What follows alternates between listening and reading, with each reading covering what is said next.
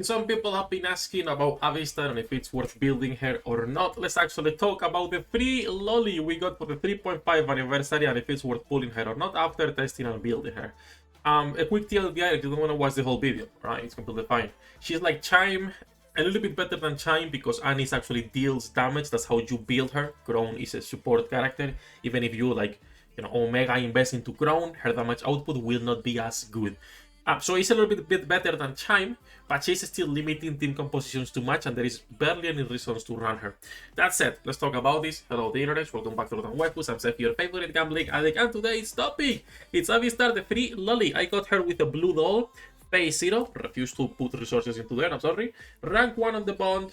Level 0 overload and level 10 10 10. I will be resetting her later. I have one more reset. That's what I went 10 10 10, nothing else. While we were testing, I was running resilience. Now I got semi-lucky with the gear because I got three max ammo, I believe, on one attack. So one attack there, another max ammo in there, another max ammo in there. This is a character that even though it says it's a support unit, you build her as a DPS as well. It's like Anis. She is an actual sub DPS that just focuses on hyper buffing Anis. Her kit, super simple, right? Activation when the full burst ends, affecting her favorite pop star, only Anis star, getting 80% of attack, of caster's attack, by the way. So you could actually be getting a lot of dupes into Avistar and make this better, and more attack as well. And then when the full burst ends, affecting herself, she recovers HP and removes the Stargazer, right? Then, when entering full burst while in Stargazer status with more than 25% HP, you will start losing HP, current HP, minus 20%. And when entering full burst while you are in Stargazer, regardless of your HP, affects your favorite pop star, Anis, once again. Projectile explosion damage increased by 40% continuously, and attack damage increased by 40% continuously. Those are huge buffs, by the way. Those are really good buffs between the 80% attack, this 40% attack damage, and 40% continuously for the projectile explosion damage as well is really nice. And then for her burst, she basically enters a Stargazer, right? Which will be increasing her max HP and re-enter B1. Now, since she re-enters B1, this means Anis stays on her own star. Right? So Anis will be her own star. This kit would be a lot better if she was like a normal buffer with those numbers. She would actually be really good as a buffer with those numbers. But sadly, you are just focusing on Anis. And the problem is that just like Chime, you limit team compositions too much. Like way too much. Now, like I said earlier, if you were to actually go all in and invest into her with 4 LF, 4 attack, 4 ammo, she should have good damage and you can use her. But Anis on every single solo raid is gonna be on team 1. And on team 1, you are not gonna be putting Avistar. Maybe on Electric Week, if you wanna cope, you could be running her. Every other element, Avistar is useless. On campaign, there is no reason to be running her because you would just directly be using, full counters squad when we get Neon, and then Crown and something else. And in tower, you cannot even run them in tower together. That's the worst thing. If she was Tetra, I would actually tell people, yes, you can invest into the free character for tower to be running Anis as your main DPS, her as your buffer, and then anything else we can scrap together for Tetra tower. But she's Elysian, so it's like, why would you even bother building her when the only game mode where it would be worth running her is going to be on tower and you cannot put them together, right? So those are like the problems with her. Now, like I was saying earlier, if you like her, she does work. This is Union range, and we also have the mirror container to show on a second.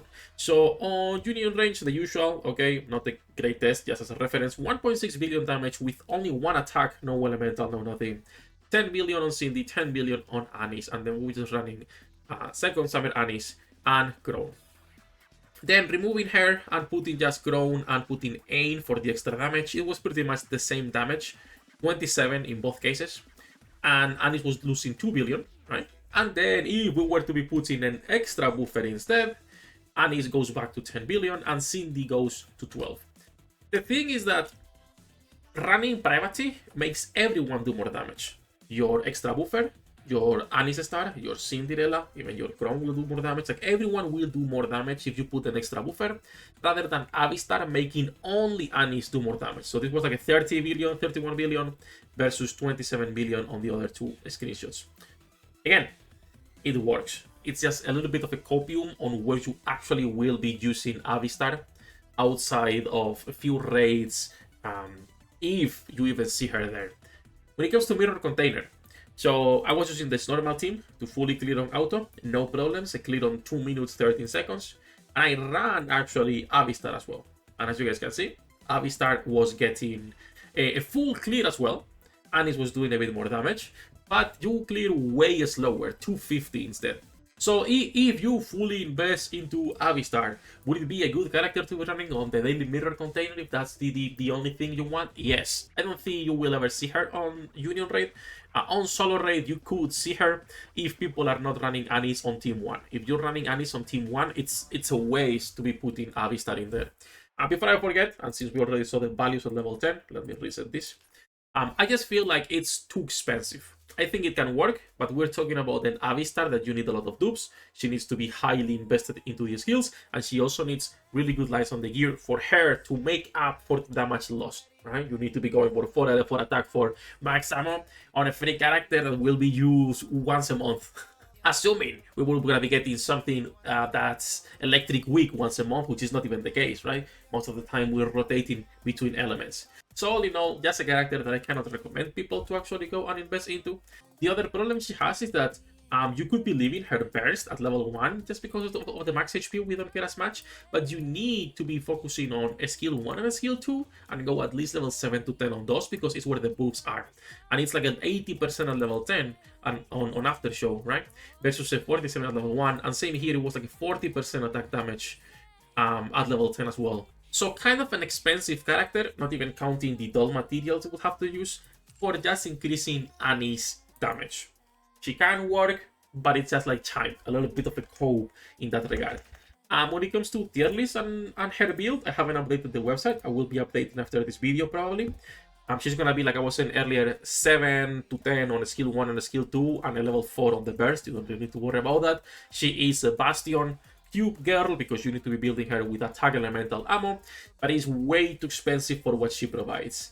Assuming you're using her with Anis, I'm gonna be putting her on the same place. I will be putting Chime, which is a niche usage. It is a niche character that the majority of players will not even bother building or using, right? At the end of the day, this is a overall PvE usage. That said, basically that's everything for Avistar. I will be making a full updated guide tomorrow for Anis for her actual final verdict. You already guys saw she's T0. It's a stupid unit. It's making everyone deal more damage on every single game mode, every single team you put her in, right?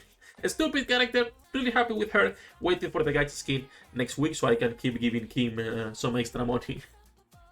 That's it, enough ranting, enough jumping. That's everything for the Avistar video. You guys have a great day. As usual, we're live every day. Links in the description below. Good luck with your pool dinner rates, and I'll see you in the next one.